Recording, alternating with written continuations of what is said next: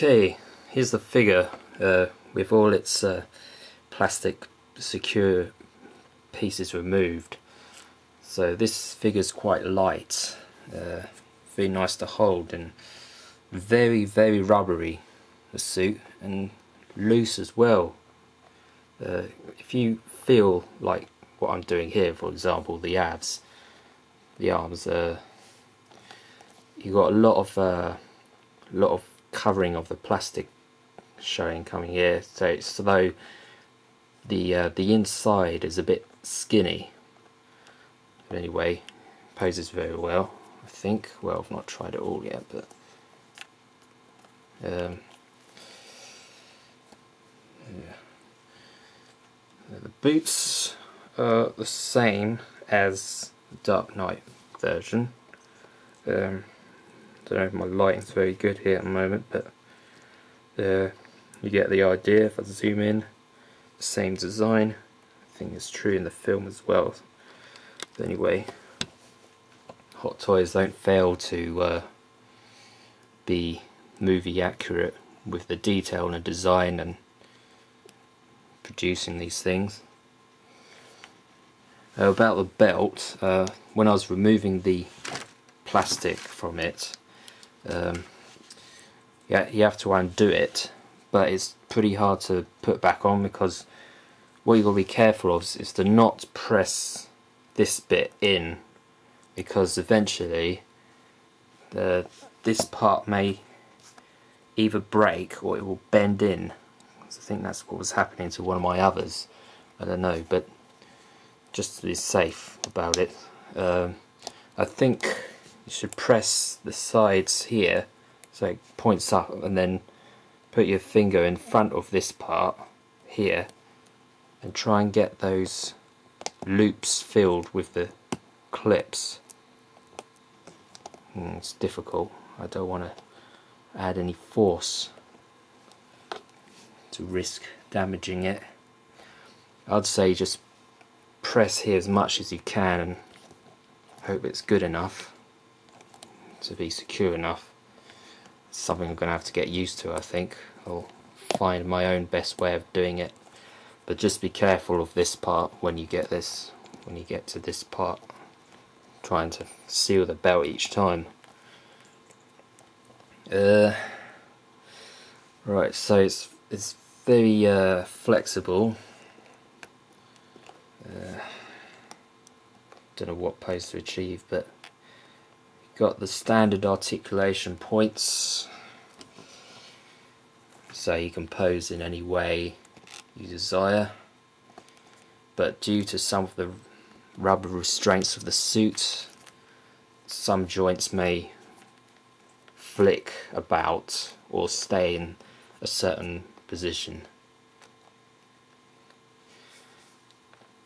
Let's look at the legs here. The legs seem quite tougher than the arms.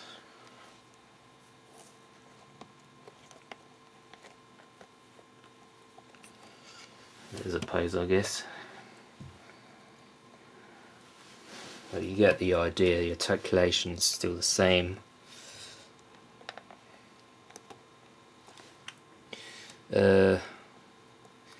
Yeah, so there you go for this part. The Christian Bale head sculpt is quite good in this, and very poseable.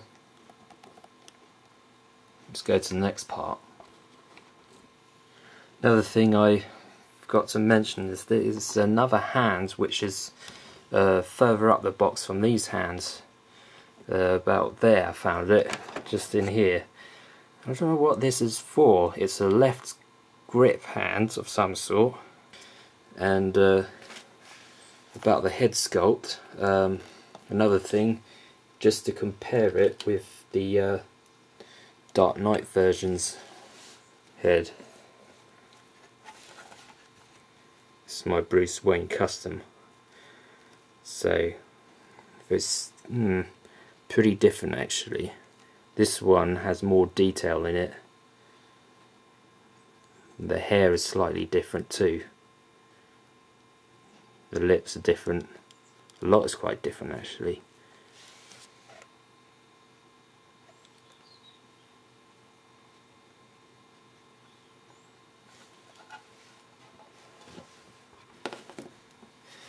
Right, I'm going to take his harness off now and change him into the cowl and the cape, but when I was talking about the instructions, there's nothing to do with the belt attached to this.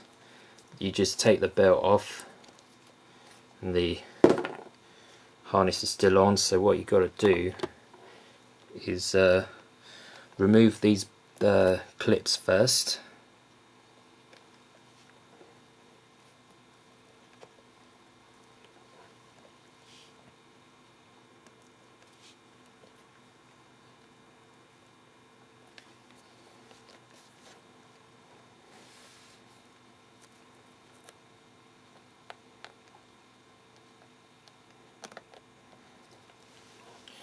And then you got to feed this part out of the buckle.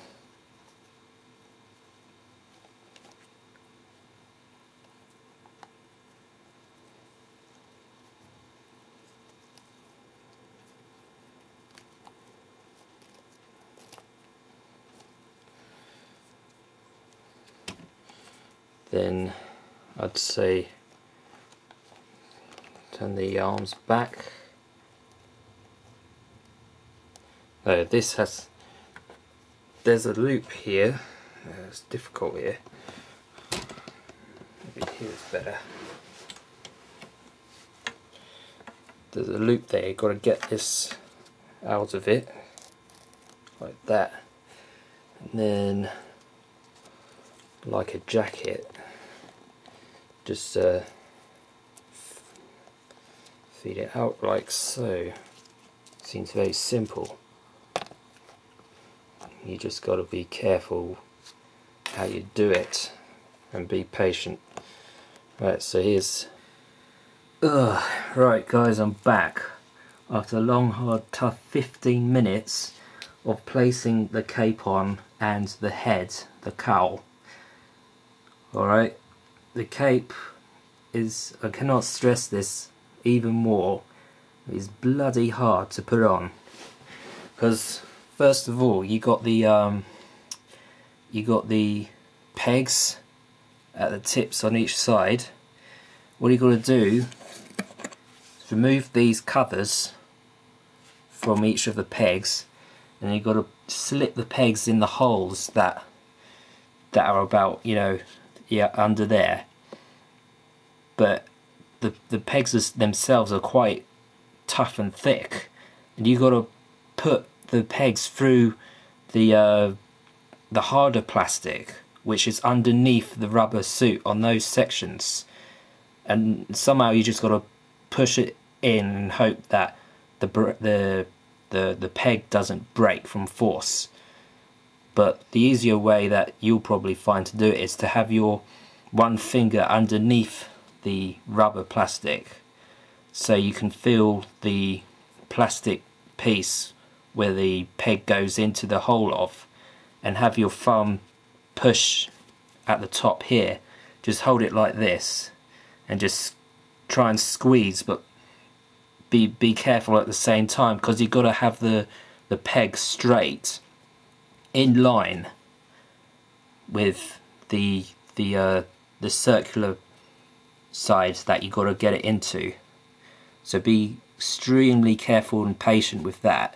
You know, I wasn't trying to rush it, you know, but I spent some time, although I wanted to get this video hurried up and out of the way to move on, but you know, it's worth the patience and the time you need to do it. So, and also the head is a bit tough to get on, because the underneath the neck is the bulb joint, and that's quite low for this piece. So there's a piece underneath the neck, which is a bit high up, so you got to really squeeze it in deep until that bulb joint connection is successful. So here he is. The cape is quite different actually to the Dark Knight DX version cape. It's a bit thicker, not as smooth. The fabric is just different. I don't know what it's called, but I'm sure there's someone who has this figure who knows what exactly it's called. They can tell you, I suppose. And it's sort of bay shape as well. You've got the sort of the whatever it's called, the triangular point shape going on here. Stuck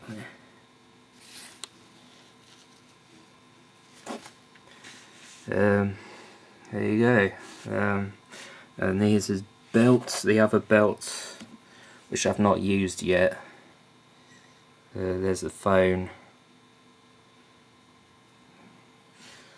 There's a normal belt without anything on. So here's my figure stood next to my DX02 version.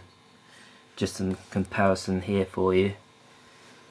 Another thing about the head I didn't mention is that it's very limited in its articulation, very tightly, firmly attached, so it can only make a few little centimeters turn to the left and right. I think it could go up and down a bit, but that can't be helped, because the true fact about this suit, even in the film, is that he can't turn his head very well with this bottom piece of the cowl. So that's why they had it changed to this one, which allows him to turn his head easily. So they demonstrate that with this figure as well. And just going to quickly show you a mouthpiece exchange.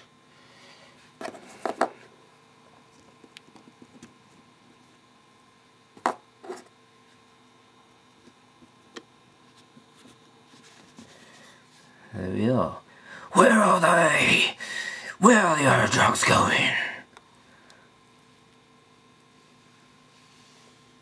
And with this base, it's quite funnily unfortunate that with my one I got a name tag slightly dodged.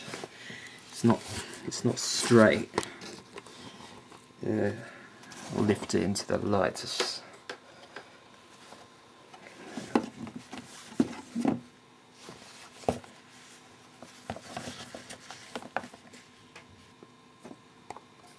you see here, there you go, that's centered. That's slightly to the, you can see the outline of where that part is supposed to cover. It's gone slightly to the side like that instead. It's disappointing, but there you go. Or maybe you can turn it. I don't know, I don't want to risk breaking it. Something I'm going to have to put up with, I suppose. Oh, another thing to be careful of is the kneecap bits. Watch out when you're touching them or handling anywhere near them. They seem to be quite reliant on only one piece of thin rubber that's holding them in. They seem very easy to pull off. They're just these small bits here. But if you become unfortunate and snap them off, I suppose you can try super gluing them on. But just beware that if that happens, then you're going to have a tough time with the bending knee posability. It will stretch the rubber even more around it. So that's one thing to be cautious of. And of course the sharp tips of these back gauntlets might be, they're a little sharp at the points, but probably as easily breakable as these ones. I've not broken these yet, but you know, same cautious level for them.